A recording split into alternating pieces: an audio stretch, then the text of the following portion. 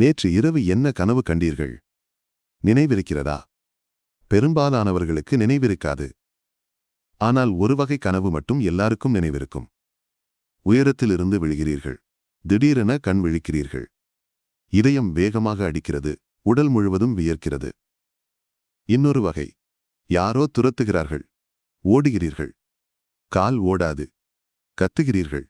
குரல் வராது. அந்த கனவில் நீங்கள் இருந்தீர்கள். உங்களுக்கு உடல் இருந்தது, கண் இருந்தது, பயம் இருந்தது. எல்லாமே உண்மையாக இருந்தது. ஆனால் கண் விழித்ததும் என்ன சொல்கிறீர்கள்? கனவு. நிஜமில்லை. ஒரு கேள்வி. கனவில் இருக்கும்போது அது கனவு என்று தெரிந்ததா? இல்லை. 100% உண்மை என்று நம்பினீர்கள். இப்போது யோசியுங்கள். இப்போது நீங்கள் விழித்திருக்கிறீர்கள் என்று நம்புகிறீர்கள். கனவிலும் அப்படித்தான் நம்பினீர்கள். இப்போதும் ஒரு கனவுக்குள் இருக்கிறீர்கள் என்றால் 1000 வருடங்களுக்கு முன் சித்தர்கள் இதே கேள்வியை கேட்டார்கள். இந்த உலகமே ஒரு நெடுங்கனவு என்று சொன்னார்கள். அறிவியலும் இதே கேள்வியை கேட்கிறது. கனவும் நனவும் வேறா? மூளைக்கு தெரியுமா? இன்று கனவின் மிகப்பெரிய ரகசியத்தை பார்ப்போம். வணக்கம், குவாண்டம் சித்தர். முதலில் அறிவியல் என்ன சொல்கிறது என்று பாருங்கள். நீங்கள் தூங்கும்போது மூளை தூங்குவதில்லை. ஒவ்வொரு இரவும் உங்கள் தூக்கம் 4 அல்லது 5 சுழற்சிகளாக நடக்கிறது. ஒவ்வொரு சுழற்சியும் சுமார் 90 நிமிடங்கள். ஒவ்வொரு சுழற்சிக்குள்ளும் 4 நிலைகள் இருக்கின்றன. முதல் நிலை லேசான தூக்கம். யாராவது கூப்பிட்டால் உடனே விழிப்பீர்கள். இரண்டாவது நிலையில் இதய துடிப்பு குறைகிறது. உடல் வெப்பநிலை இறங்குகிறது.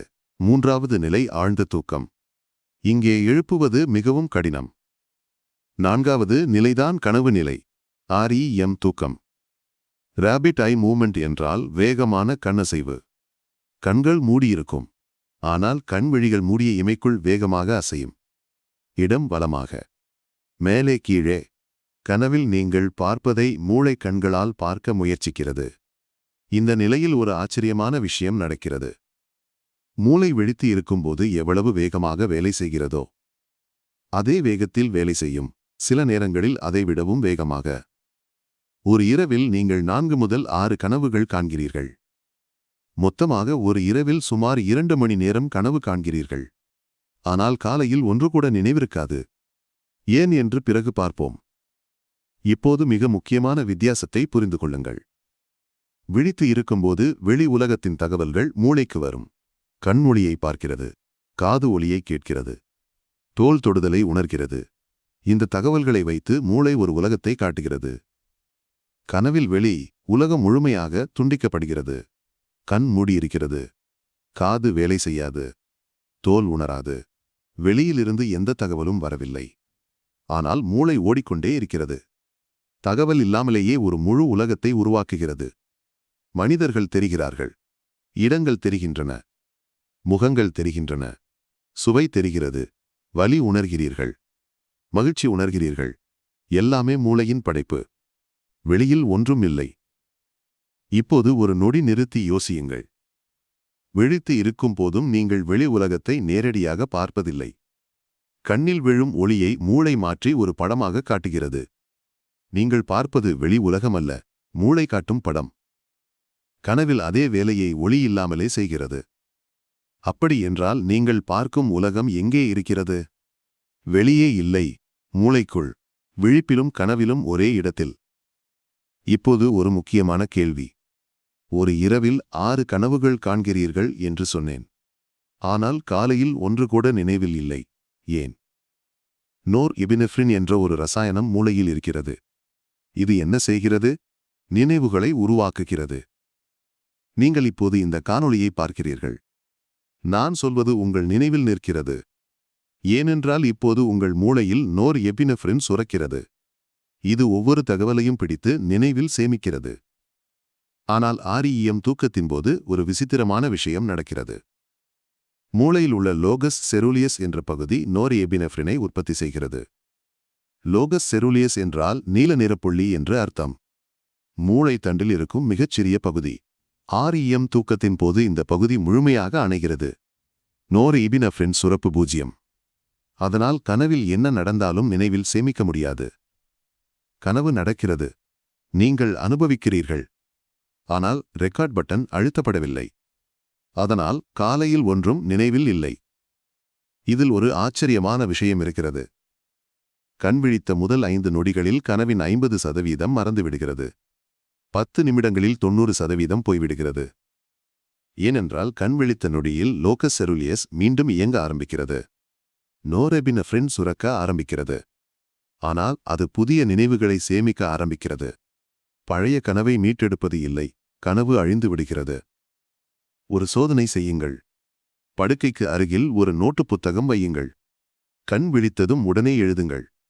1 நிமிடம் கூட தாமதிக்காதீர்கள். போனை பார்க்காதீர்கள். யாரிடமும் பேசாதீர்கள். நேரடியாக எழுதுங்கள். லோகஸ் செருலியஸ் முழுமையாக இயங்குவதற்கு முன் எழுதினால் கனவு நினைவில் இருக்கும். தாமதித்தால் மறந்து போகும். இதை தொடர்ந்து 1 வாரம் செய்யுங்கள். 7வது நாளில் நீங்களே ஆச்சரியப்படுவீர்கள். ஒரு இரவில் 3-4 கனவுகள் நினைவில் இருக்கும். இப்போது மிக முக்கியமான பகுதிக்கு வருகிறோம். ஒரு குரு தன் சீடனிடம் ஒரு கேள்வி கேட்கிறார். மோகமாம் கனவில் வந்து முளைத்தவன் எவன் நீ சொல்வாய்?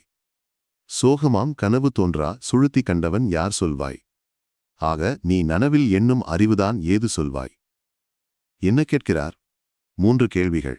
1. கனவில் யாரோ ஒரு அழகியுடன் நீ கழித்தாய். அந்த கனவில் இருந்த நீ யார்? 2. ஆழ்ந்த தூக்கத்தில் கனவே இல்லை. எதுவும் தெரியாது.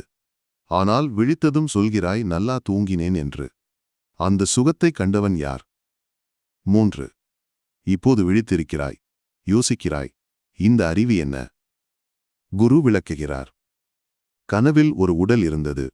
விழிப்பில் வேறு ஒரு உடல் இருக்கிறது. ஆழ்ந்த தூக்கத்தில் உடலே தெரியவில்லை. 3 நிலைகளிலும் உடல் வேறு வேறு. ஆனால் 3ஐயும் அறிந்தவன் ஒருவன். அவன் மாறவில்லை. சொப்பனம், சுழுத்தி, சாக்கிரம். இந்த 3 நிலையிலும் கண்ட அறிவே தேகி என்கிறார் குரு. தேகி என்றால் உடலுக்குள் இருப்பவன். உடல் அல்ல, உடலுக்குள் இருப்பவன். இப்போது ஒரு அற்புதமான ஊமை கேளுங்கள். ஞானிகள் ஒரு ஊமை சொல்கிறார்கள். நீ தூங்கும்போது கனவில் ஒரு பெரிய புலி விரட்டுகிறது. ஓடுகிறாய். புலி நெருங்குகிறது. கடிக்கப் போகிறது. அந்த பயத்தில் திடீரென விழிக்கிறாய். விழித்ததும் என்ன புரிகிறது? புலியும் இல்லை, ஓட்டமும் இல்லை. பயமும் பொய். ஆனால் யோசியுங்கள்.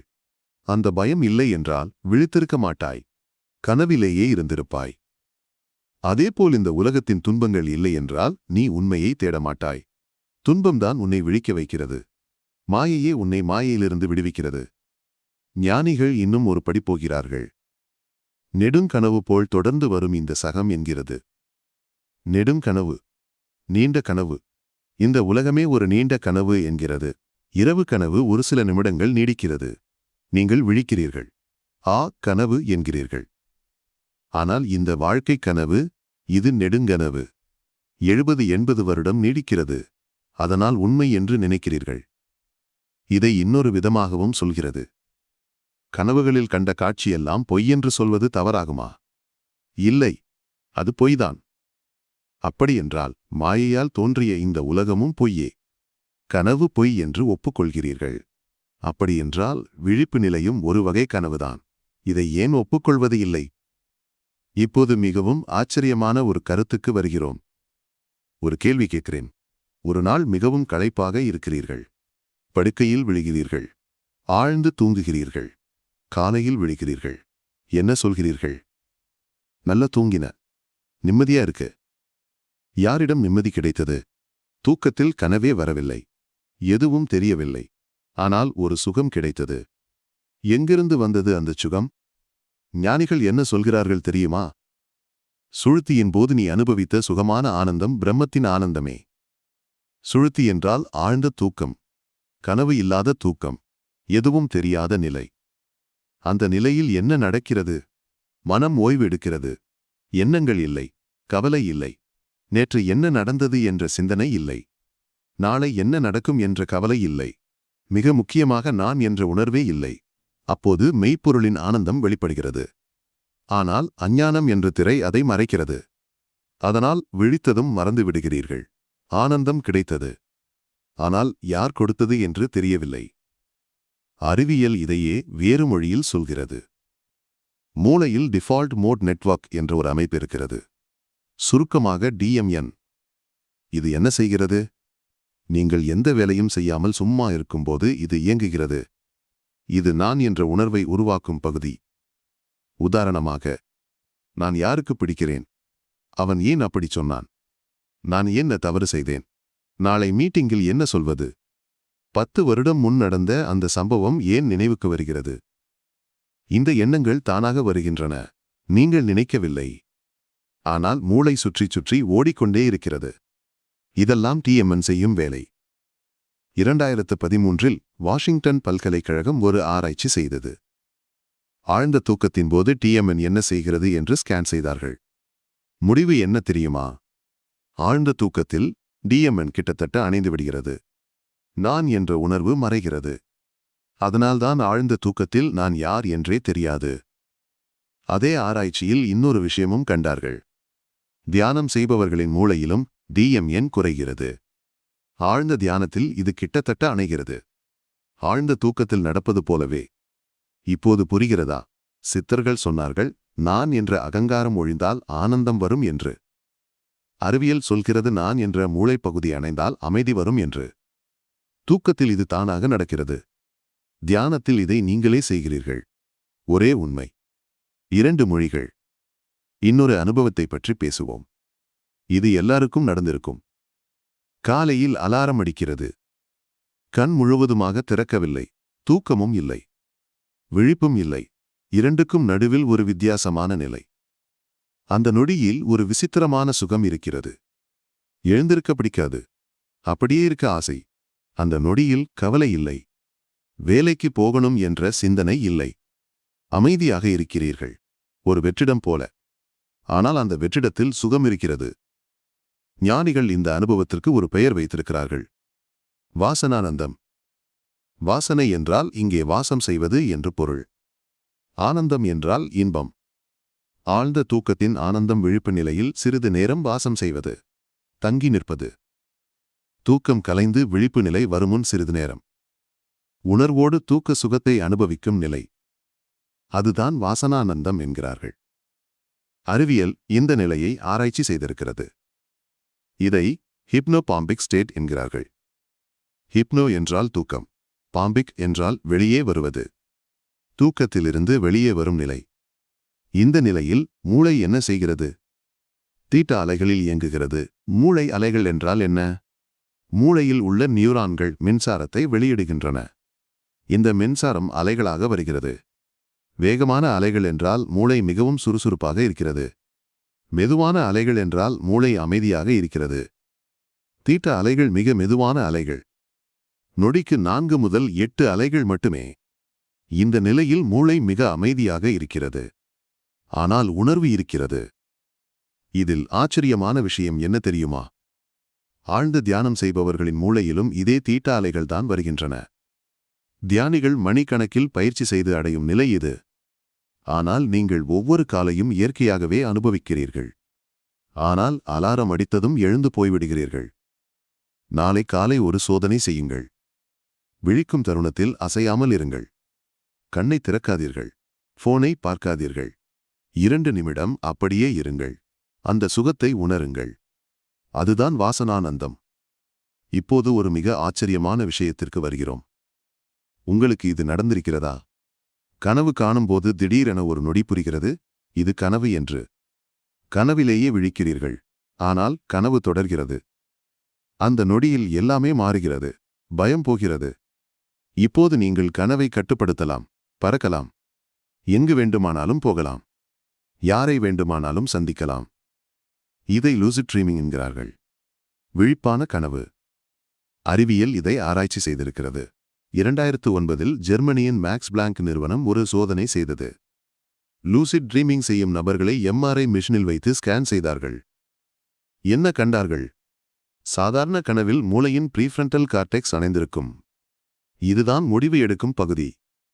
இது அணைந்து இருப்பதால்தான் கனவில் எவ்வளவு அபத்தமான விஷயம் நடந்தாலும் நீங்கள் கேள்வி கேட்க மாட்டீர்கள். ஆனால் லூசிட் ட்ரீமிங் நடக்கும்போது இந்த பகுதி திடீரென இயங்க ஆரம்பிக்கிறது. கனவு தொடர்கிறது. ஆனால் நீங்கள் விழிப்பாக இருக்கிறீர்கள். கனவுக்குள்ளேயே அறிவு செயல்படுகிறது. இதை எப்படி செய்வது? மேற்கத்திய ஆராய்ச்சியாளர்கள் ஒரு எளிய முறை சொல்கிறார்கள். நாள் முழுவதும் அவ்வப்போது உங்களையே கேளுங்கள், இது கனவா? நான் இப்போது விழித்திருக்கிறேனா? இதை ரியாலிட்டி செக் என்கிறார்கள். இதை நாள் முழுவதும் செய்தால் அந்த பழக்கம் கனவிலும் வரும். கனவிலும் நீங்கள் கேட்பீர்கள், இது கனவா என்று. அந்த நொடியில் லூசிட் ட்ரீமிங் ஆரம்பமாகிறது. இது மட்டுமல்ல, இன்று உலகம் முழுவதும் லூசிட் ட்ரீமிங்கிற்காக மாத்திரைகள் விற்கிறார்கள், மூலிகைகள் விற்கிறார்கள். தென் ஆப்பிரிக்காவில் ஒரு மூலிகை இருக்கிறது. ஆப்பிரிக்கன் ட்ரீம் ரூட் என்று பெயர். ஷோசா பழங்குடி மக்கள் இதை நூற்றுக்கணக்கான வருடங்களாக பயன்படுத்துகிறார்கள். இதை குடித்தால் கனவுகள் மிக தெளிவாக வரும் என்கிறார்கள். கேலண்டமைன் என்ற ஒரு மருந்து இருக்கிறது. இது தங்க நிற ஸ்பைடர் லில்லி என்ற பூவிலிருந்து எடுக்கப்படுகிறது. 2018இல் ஒரு ஆராய்ச்சி வெளியானது. இந்த மருந்தை எடுத்தவர்களில் 42% பேருக்கு லூசிட் ட்ரீமிங் நடந்தது. மருந்து எடுக்காதவர்களில் 14% மட்டுமே. மோனோ அடாமிக் கோல்ட் என்று ஒரு பொருள் விற்கிறார்கள். தங்கத்தை ஒரு குறிப்பிட்ட முறையில் மாற்றி திரவமாக்குகிறார்கள். இதை குடித்தால் பீனியல் சுரப்பி செயல்படும் என்கிறார்கள். 3வது கண் திறக்கும் என்கிறார்கள். லூசிட் ட்ரீமிங் நடக்கும் என்கிறார்கள். ஒரு சிறிய பாட்டில் $30-40. மூலிகைகள், மாத்திரைகள், தங்கம், MRI மிஷின்கள், ஆராய்ச்சி கூடங்கள், எத்தனை முயற்சிகள் செய்கிறார்கள் கனவில் விழிப்பதற்காக. ஆனால் ஞானிகள் என்ன சொன்னார்கள்? வெளியில் தேடாதே, எல்லாம் உனக்குள்ளேயே இருக்கிறது. மாத்திரை இல்லாமல், மூலிகை இல்லாமல் ஒரே ஒரு கேள்வி போதும், இது கனவா? அறிவியல் வெளியில் தேடுகிறது, ஞானிகள் உள்ளே பார்க்கச் சொல்கிறார்கள். அறிவியல் லூசிட் ட்ரீமிங்கிற்காகச் சொல்வதை ஞானிகள் விழிப்பு நிலைக்கே சொல்கிறார்கள். கனவில் இது கனவு என்று உணர்ந்தால் லூசிட் ட்ரீமிங், நனவில் இது கனவு என்று உணர்ந்தால் சமாதி. இன்னொரு அனுபவம் இருக்கிறது. இது உங்களுக்கு நடந்திருக்கலாம். நடு இரவில் திடீரென விழிக்கிறீர்கள். கண் திறந்திருக்கிறது, அறை தெரிகிறது. ஆனால் உடல் அசையாது, கை ஆடாது, கால் ஆடாது, கத்த முடியாது. யாரோ உங்கள் மேல் அமர்ந்து அழுத்துவது போல் இருக்கும். மூச்சுவிட கஷ்டமாக இருக்கும். நம் மக்கள் இதை அமுக்குவான் பேய் என்பார்கள். யாரோ அமுக்குகிறார்கள் என்று நினைப்பார்கள். பேய் என்று பயப்படுவார்கள். ஆனால் அறிவியல் என்ன சொல்கிறது? இதை ஸ்லீப் பாராலிசிஸ் என்கிறார்கள். தூக்க முடக்கம். REM தூக்கத்தின்போது மூளை ஒரு வேலை செய்கிறது. கனவில் நீங்கள் ஓடினால் உடல் ஓடக்கூடாது. கனவில் குதித்தால் படுக்கையிலிருந்து விழக்கூடாது. அதனால் மூளை உடலை முடக்கி வைக்கிறது. இது ஒரு பாதுகாப்பு அமைப்பு. ஆனால் சில நேரம் மனம் விழித்துவிடும். உடல் இன்னும் முடக்கத்தில் இருக்கும். அப்போதுதான் அந்த பயமான அனுபவம் நடக்கிறது. யாரும் அமுக்கவில்லை, பேயும் இல்லை. உங்கள் சொந்த மூளை உடலை முடக்கி வைத்திருக்கிறது. ஆனால் நீங்கள் விழித்திருக்கிறீர்கள். இப்போது யோசியுங்கள். உடல் முழுவதும் செயல் இழந்து இருக்கிறது. கை இல்லை, கால் இல்லை, குரல் இல்லை. ஆனால் நீங்கள் இருக்கிறீர்கள். பார்க்கிறீர்கள், பயப்படுகிறீர்கள், யோசிக்கிறீர்கள். உடல் இல்லாமலே நீங்கள் இருக்கிறீர்கள் என்றால் நீங்கள் யார்? ஞானிகள் சொன்னது நினைவிருக்கிறதா? 3 நிலையிலும் மாறாமல் இருக்கும் அறிவே தேகி என்றது. தூக்க முடக்கத்தில் இதை நேரடியாக அனுபவிக்கிறீர்கள். உடல் செயல் இழக்கிறது, ஆனால் நீ இருக்கிறாய். அந்த நீதான் தேகி. உடலுக்குள் இருப்பவன், உடல் அல்ல. இப்போது இந்த காணொளியின் மிக முக்கியமான கருத்துக்கு வருகிறோம். இதுவரை என்ன பார்த்தோம் என்று யோசியுங்கள். ஆழ்ந்த தூக்கத்தில் ஆனந்தம் கிடைக்கிறது. ஆனால் விழித்ததும் மறந்து விடுகிறீர்கள். ஏன்? அஞ்ஞானம் என்ற திரை மறைக்கிறது. கனவில் ஒரு முழு உலகம் உருவாகிறது. ஆனால் விழித்ததும் புரிகிறது அது பொய் என்று. வாசனானந்தத்தில் இரண்டுக்கும் நடுவில் ஒரு சுகம் கிடைக்கிறது. ஆனால் சில நொடிகளில் அது போய்விடுகிறது. இப்போது ஒரு கேள்வி கேளுங்கள். ஆழ்ந்த தூக்கத்தின் ஆனந்தத்தை விழித்து இருக்கும்போதே அனுபவிக்க முடிந்தால், கனவும் பொய் என்று தெரிந்து விழிப்பும் ஒரு கனவுதான் என்று உணர முடிந்தால், வாசனானந்தத்தின் சில நொடிகள் நிரந்தரமாக நீடித்தால், ஞானிகள் சொல்கிறார்கள், நனவினிற் சுழுத்தியாகி நன்மகன் சுபாவம் ஆனான். இதை உடைத்துப் பாருங்கள். நனவினில் என்றால் விழித்து இருக்கும்போது, சுழுத்தி என்றால் ஆழ்ந்த தூக்க நிலை, நன்மகன் என்றால் ஞானி. விழித்து இருக்கும்போதே ஆழ்ந்த தூக்கத்தின் நிலையை அடைவது. கண் திறந்திருக்கிறது. வேலை செய்கிறீர்கள், பேசுகிறீர்கள், ஆனால் உள்ளே ஆழ்ந்த தூக்கத்தின் அமைதி இருக்கிறது. நான் என்ற உணர்வு இல்லை. எண் அணைந்திருக்கிறது. ஆனால் நீங்கள் முழு விழிப்பில் இருக்கிறீர்கள். தூங்காமல் தூங்குவது. இதுதான் சமாதி. அறிவியல் மொழியில் சொல்வதென்றால் எண் அணைந்த நிலையில் முழு விழிப்புடன் இருப்பது. தீட்டா அலைகள் வரும், ஆனால் கண் திறந்திருக்கும். ஆழ்ந்த தியானிகளின் மூளையில் இதையே பார்க்கிறார்கள்.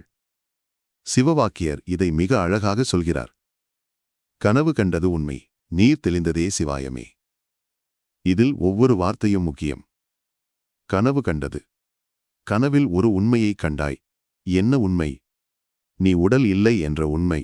கனவில் வேறு உடல் இருந்தது. விழிப்பில் வேறு உடல் இருக்கிறது. ஆனால் இரண்டிலும் இருப்பவன் ஒருவன். நீர் தெளிந்ததே. நீர் போல் தெளிவாக உணர்ந்தால், சந்தேகமில்லாமல் புரிந்தால், சிவாயமே, அதுவே சிவம், அதுவே முக்தி. கனவு பொய் அல்ல என்கிறார் சிவவாக்கியர். கனவு ஒரு பாடம். ஒவ்வொரு இரவும் பிரம்மம் உங்களுக்கு ஒரு பாடம் நடத்துகிறது. நீ உடல் அல்ல என்று காட்டுகிறது. அந்த பாடத்தை புரிந்து கொண்டவன் விடுபடுகிறான். 3 சோதனைகள் செய்யுங்கள். 1. இன்று இரவு தூங்கும் முன் ஒரு கேள்வி கேளுங்கள்.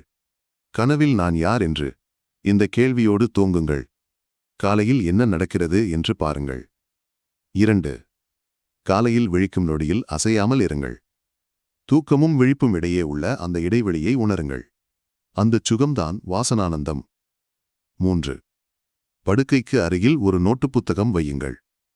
ஒரு வாரம் கனவுகளை எழுதுங்கள். 7வது நாளில் உங்கள் கனவுகள் மிக தெளிவாக நினைவில் இருக்கும். இந்த காணொளியில் ஒரு கருத்தை நினைவில் வையுங்கள். நீங்கள் ஒவ்வொரு இரவும் ஒரு விடயத்தை நிரூபிக்கிறீர்கள். கனவில் உடல் வேறு, விழிப்பில் உடல் வேறு. தூக்கத்தில் உடலே இல்லை, ஆனால் மூன்றிலும் நீ இருக்கிறாய். நீ உடல் அல்ல, உடலுக்குள் ஒரு சாட்சி இருக்கிறது. அதுதான் நீ. லைக் செய்யுங்கள், சப்ஸ்கிரைப் செய்யுங்கள், பெல் ஐகான் அழுத்துங்கள். கனவு பற்றி உங்கள் அனுபவத்தை காமெண்ட் பகுதியில் சொல்லுங்கள். நன்றி. குவாண்டம் சித்தர்.